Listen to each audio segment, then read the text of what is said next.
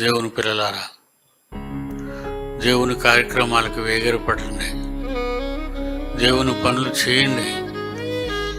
ఈ అంత్యకాలంలో నాశనం నరులకు నాశనం 3 ఏళ్ల క్రితం 4 ఏళ్ల క్రితం కరోనా వచ్చింది. లక్షలాది మంది ప్రపంచవ్యాప్తంగా చచ్చిపోయారు. వేలకు వేలు ప్రతిరోజు చచ్చిపోతున్నారు. వరదలు, భయంకరంగా ఎండలు, నీళ్లు దొరకక చచ్చిపోతున్నారు. ఆహారం దొరక్క చచ్చిపోతున్నారు. రోగాలతో చచ్చిపోతున్నారు.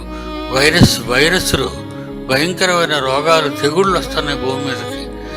మనుషుల్ని, పశువుల్ని, ఇంకందరినీ చంపేస్తున్నాయి, పక్షుల్ని ఆ రోగాలు. ఈ మధ్యన కోళ్ళు తినకూడదని కూడా మనకు చెప్పారు. కోళ్ళు తినకూడదు అని.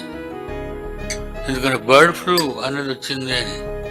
అంత భయంకరంగా ఉంది చూసారు ప్రపంచం. ఏది తింటే ఏది ప్రమాదం.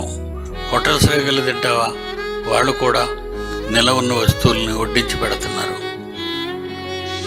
అన్నిట్లో మోసం, అన్నిట్లో నకిలీ, అన్నిట్లో అన్నీ. ఎక్కడికి వెళ్ళిన లంచం, ఎక్కడికి వెళ్ళిన డబ్బు. దేవుని పిల్లలారా, ప్రపంచం బాగులేదు, చాలా భయంకరంగా ఉంది. దయచేసి దేవుని పనిలో ఉండండి, అనేక మందిని కాపాడండి, దేవుని వైపు తిప్పండి. నక్షత్రాల్లా మీరు ప్రకాశిస్తారు అంటున్నాడు. మీ పేర్లు జీవగ్రంథమందు రాసుకున్నాడు అన్నాడు.